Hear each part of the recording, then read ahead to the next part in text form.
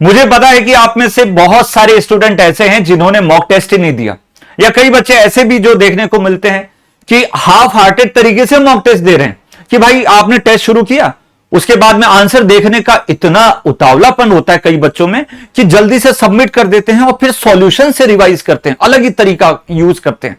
यदि आप इस किसी भी कैटेगरी में हैं तो जेन्युइन तरीके से कमेंट सेक्शन में लिख दीजिए, यस सर हमने ये किया है, बट अब आरआरबी जेईई में सिलेक्शन लेंगे। और वो कैसे होगा वो मैं सब चीज बताने वाला हूं, और वही फॉलो करना मैं आपको गारंटीड बोल रहा हूं। आप अनसिलेक्शन की जो ये सिचुएशन बनी हुई है उसको सिलेक्शन तक ले जा सकते हो। तो चलिए बात करेंगे, वीडियो को लाइक शेयर एंड कमेंट करके जरूर सपोर्ट करिएगा।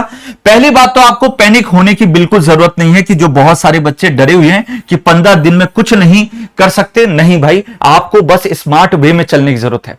ऐसे भतेड़ एग्जाम्पल बच्चों दे दूंगा ना जिन्होंने टेस्ट कम दिए पर एक स्मार्ट प्लानिंग के थ्रू उन्होंने सिलेक्शन भी लिया, और उनके इंटरव्यू हमने डाल के भी रखे हैं, आप इंटरव्यू जाके चेक भी करिएगा।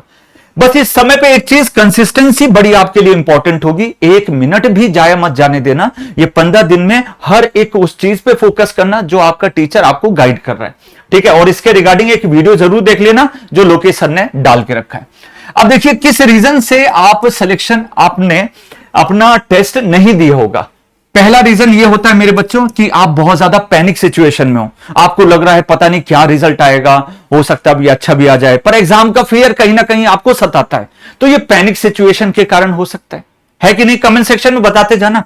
लो स्कोर का डर रहता है, फियर ऑफ लो स्कोर, जो बहुत बड़ी प्रॉब्लम है कि भाई एक टेस्ट आपने दिया होगा कभी भूले भटके और उसमें आपके 20-30 नंबर आगे 100 में, फिर आपको लगा कि भाई जब दोबारा मैं दूंगा तब भी ऐसा नंबर आएगा, अभी शायद उतनी पढ़ाई हुई नहीं है। तो एक चीज दिमाग में डाल लो, एग्जाम के लिए तैयारी कभी कंप्लीट होती ही नहीं है।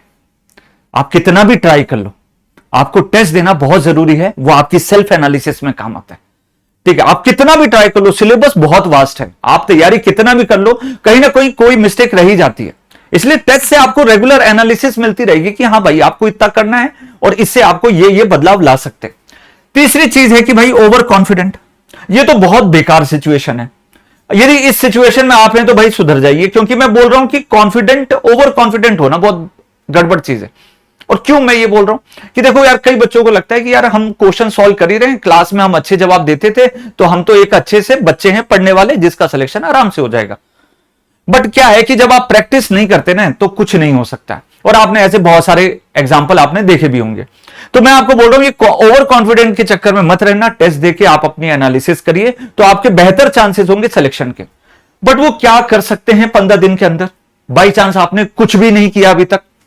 बच्चों ध्यान से सुनिएगा, पहली चीज कम से कम 5 मॉक टेस्ट देने हैं, इससे ज्यादा यदि आप दे रहे हैं तो ठीक बात है, पर कम से कम 5 ध्यान रखिएगा, मिनिमम 5 मॉक टेस्ट आपको देने हैं।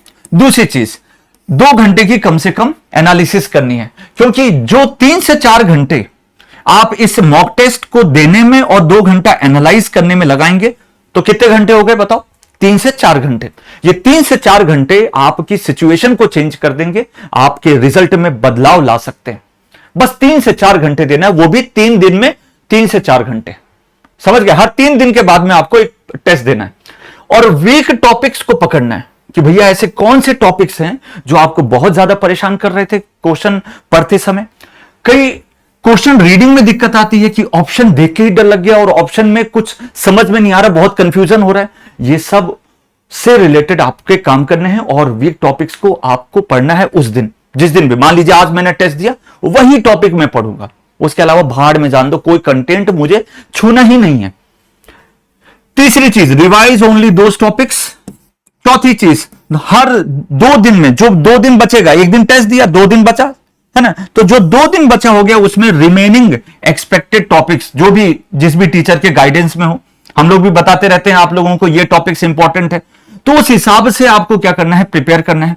मोस्ट इंपॉर्टेंट टॉपिक्स जहां से भी आपको पता चल रहा है वो 2 दिन के अंदर करने हैं। नोट्स में कुछ स्पेशल चीज ऐड करके रखिए, वो उसी 2 दिन में करना है। तो ये 3 दिन का है, ऐसे 5 बार आपको करना है, हर 3 दिन में एक मॉक टेस्ट देना है, पक्का।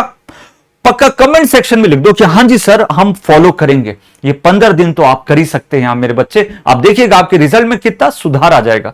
और लास्ट में है बेटा, यदि आपको कहीं पे भी दिक्कत आ रही है, डर लग रहा है, परेशान हो रहे हो, हमें व्हाट्सएप कर लेना, हमारे नंबर दिए गए हैं, सो दैट आप इस 15 दिन को बहुत अच्छे से संभाल सको। पढ़ाई करना शुरू कर दीजिए। YouTube पे हम नॉन टेक्निकल के सॉल्यूशंस के रिगार्डिंग सेशंस भी लगा रहे हैं। आज मेरा इलेक्ट्रिसिटी के रिगार्डिंग एक सेशन है जिसमें 4 से 5 मार्क्स मिनिमम बोल रहा हूं, वो आपको कंफर्म करवा के दूंगा। एक 1 शॉट रिवीजन सेशन है, जरूर उसको ज्वाइन करिएगा। सो मिलते हैं। आई होप ये वीडियो आपको हेल्प किया होगा। अच्छा लगा प्लीज कमेंट सेक्शन में बताना। आप कॉन्फिडेंट हो थोड़ा, अब लग रहा है विश्वास अपने अंदर कि हाँ हो जाएगा सिलेक्शन, तो जरूर कमेंट सेक्शन में बता के जाइएगा।